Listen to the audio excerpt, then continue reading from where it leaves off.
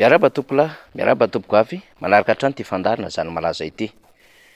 Satria moa naoraka tamin'ny tambajotra sosialy ary nivoy izany ireo gazety mpiseho isan'andro hatramin'ireo fahitalavitra sy onjam-peo samihafa eto Madagasikara, mikasika indrindra ny resaka fizakan-jo izay ny filoham-pirenena amin'izao fotoana izao no voatontonona anatin'izany ady-hevitra izany dia nisarika ny fandalinana ho amin'izao alina izao anatin'ity fandarina zany malaza ity mba hitondrantsika ny hevitra arak'izay vaovao malaza azy izay satria ny fandarantsika moa dia hoe zany malaza tokoa ty raharaha ty na hoe naturalisation fivadihana amin'ny alalan'ny fizakan-jo ho ana firenena iray nataona olom-pirenena iray, zay no azo lazaina madika azy. Ny fiparitahana vaovao dia nanamarika izany ny extrait na décret larina fa aotra 9/7/2020 tamin'ny 7 Novambra 2020 ary nivoaka tao anatin'ny journal officiel tany Frantsa tany ny faha 1 volana Novambra 2020.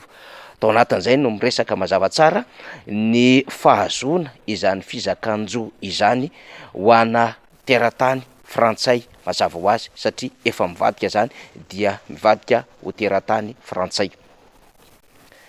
Ny voasoratra ao anatin'izany dia Andriamatoa Rajoelina Andry Nirina sy ny fianakaviany ary mbola noamafisiny zany arak'izao vakitsika izao ny décret tamin'ny faha 7 volana Novambra 2020 portant naturalisation, réintégration, mention d'enfants mineurs bénéficiant de l'effet collectif attaché à l'acquisition de la nationalité française par leurs parents et francisation de nom et prénom.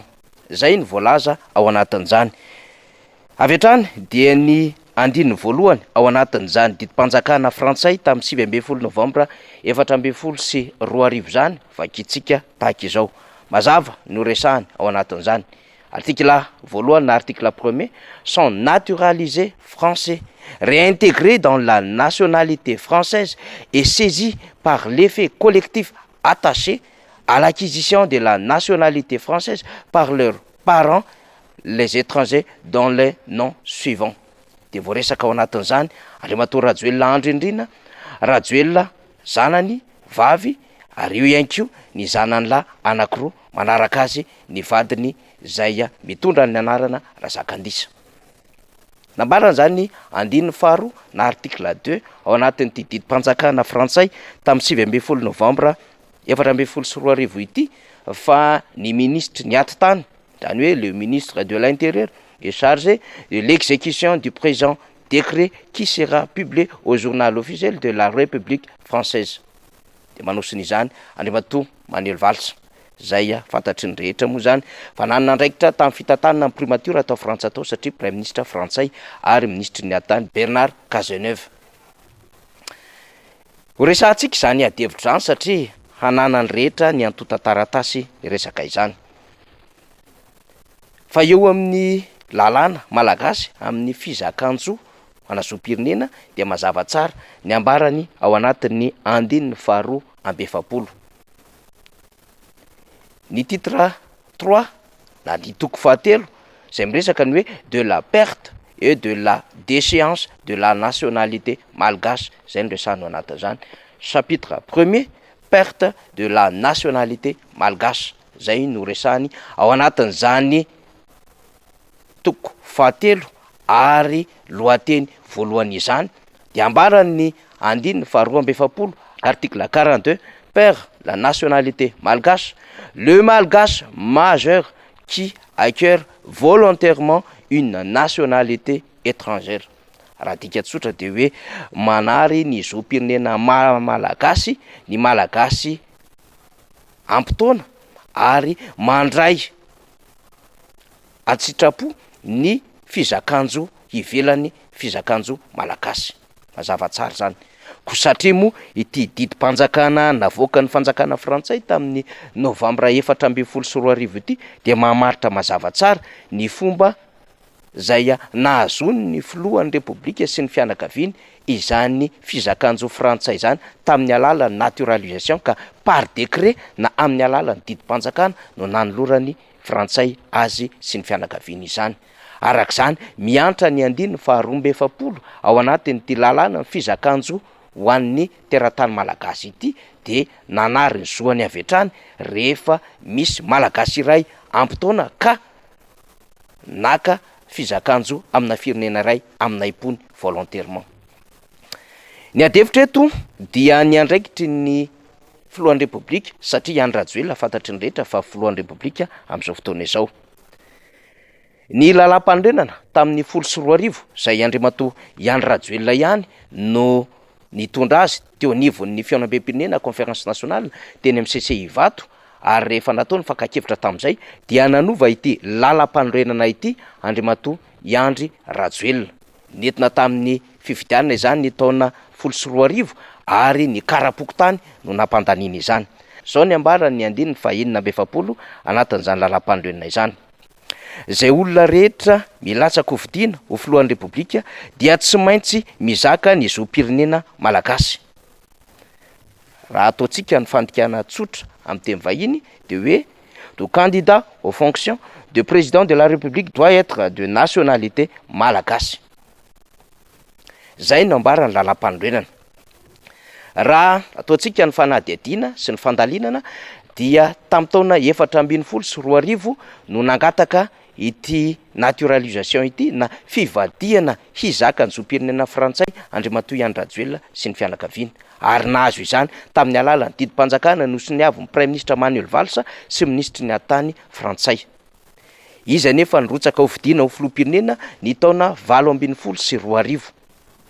Raha ny fepetra zay navoaka ny ACC zay filazana firotsahana ho vidiana eto an-tanantsika ny taratasy mirakitra izany dia nambaran'ny ACC ao anatin'ny taratasy ilaina andalana fahatelo ny amin'ny hoe taratasy fanamarinana zom-pirenena malagasy zay navoaka ny tribonaly ambara tonga voalohany latsaky ny enim-bolana.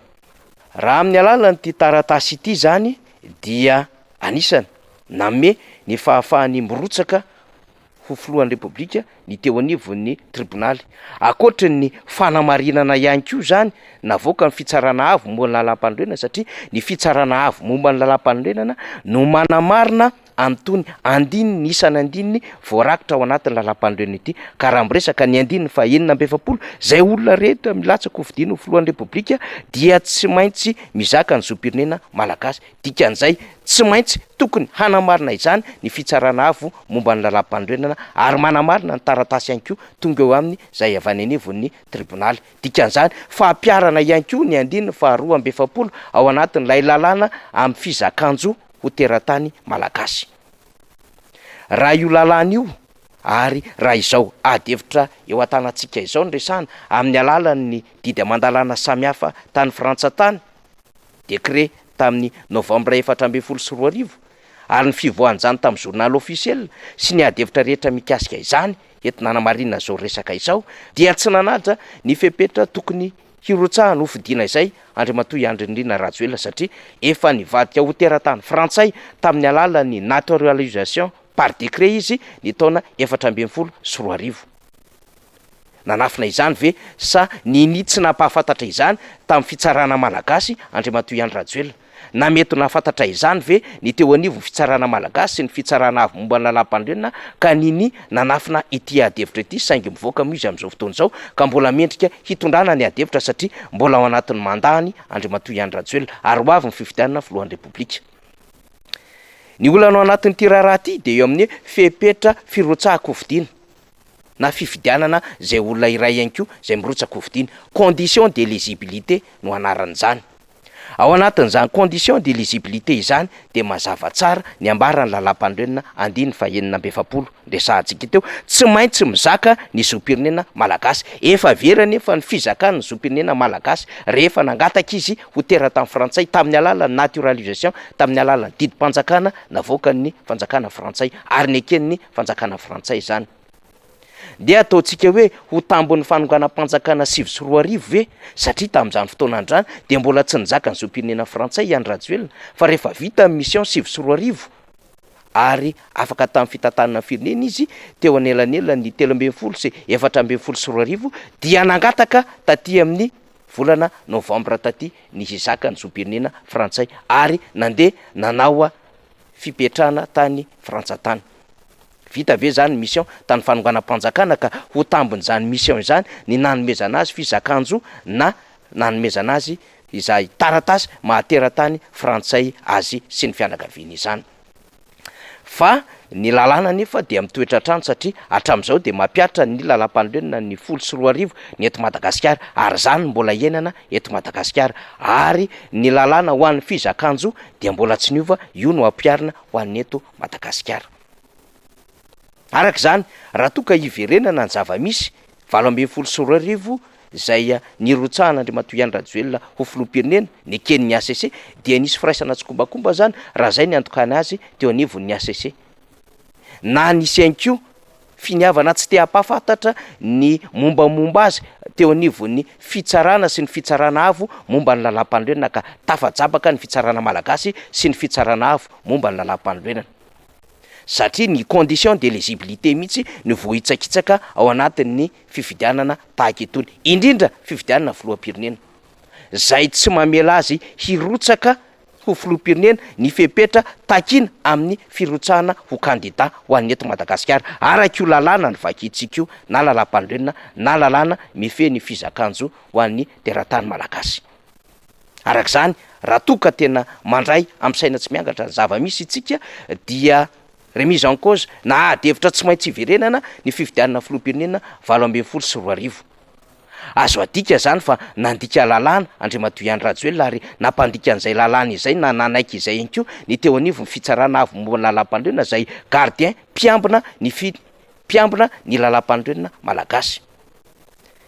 Dika zany fa tsy manana filoham-pirenena Madagasikara. Midika izany fa ny akta rehetra zay nataon'Andriamatoa Iany Rajoelina ihany koa dia tsy ara-dalàna izany rehetra izany. Ary rehefa miresaka sy mandinika ny raharaham-pirenena isika satria fatatsika ny fisian'ny fitsipaham-pitokisana teo anivon'ny antenimieram-pirenena ho an'ny gouvernemanta Tsay Christian zay solombambaoka 500 no nanaiky izany dia tsy manana prime ministre ihany koa raha raisina amin'ny légitimité an'izany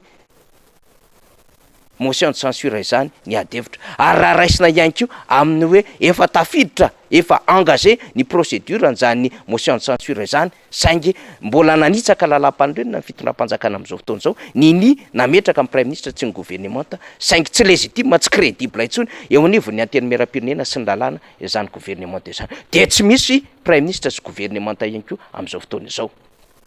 Ny filohan'ny CENI dia mpikambana tao anatin'ny ACC zay nanaiky ity firotsaha kofidiana Andriamatoa Iany Rajoelina ity tamin'ny alalany antota taratasy 17 izy dia anisan'ny mpanolontsaina avo tao an'izany fitsarana avo momba ny lalam-panorenana zany zay tonga filohan'ny CENI amin'izao fotoana izao dikan'izany manana andraikitra reo tompona andraikitra tao anatin'ny ACC tamin'ny fotoanandro mbola ny crédibilité an'ny CENI ihany koa amin'izao fotoana izao no adevitra ao anatin'izany rehetrarehetra izany. Akoatriny hoe ny crédibilité ny ACC zay ny tsipaka ny fangatahana amin'ny alalany fanitsahana lalàna nataon'ny ACDDD teny anivon'ny fitsarana avo momba ny lalam-panorenana kanefa dia ny lavon'ny fitsarana avo momba ny lalam-panorenana izany. Rehetrarehetra reo ambaratsika androm-panjakana ny présidence ny gouvernemanta ny ACC hatramin'ny voameram-pirenena mahaleo tena misahana fifidianana dia tsisy crédible sy légitime avokoa manoloana izao tranga 17 sy firotsaha-kofidiana nataon'Andriamatoa Iany Rajoelina izao. Tahaka ny tehitentsika fa tany tsisy fanjakana zany eto Madagasikara, tsisy mpitondra eto Madagasikara. Manokatra adevitra vaovao zao resaka resahantsika izao ary ty fiparitahana tota taratasy teny amin'ny tambazotra sosialy ity satria feno vao zao resahantsika rehetra izao. Mbola tsy miresaka tsika ny fifidianana 2018 tamin'ny alalan'ny doublon sy ny halabato samihafa na ny fraude électorale. Mbola adevitra hafa izany resahantsika izany fa ity aloha de ny amin'ny fepetra firotsaha-kofidiana nataon'ny filoham-pirenena tamin'ny 17 condition d'éligibilité ho ana candidat iray zay nandika lalam-panorenana nandika ny lalàna zay mifehy ny zoam-pirenena ho teratany malagasy. Tsokatra ny adevitra ary niverina fa hanana any ambarana mpay lalàna samihafa eto Madagasikara eny hatrany ampitan-dranomasina. Zany zava-misy zany malaza makasitraka tompolahy makatelo tompom-bavy.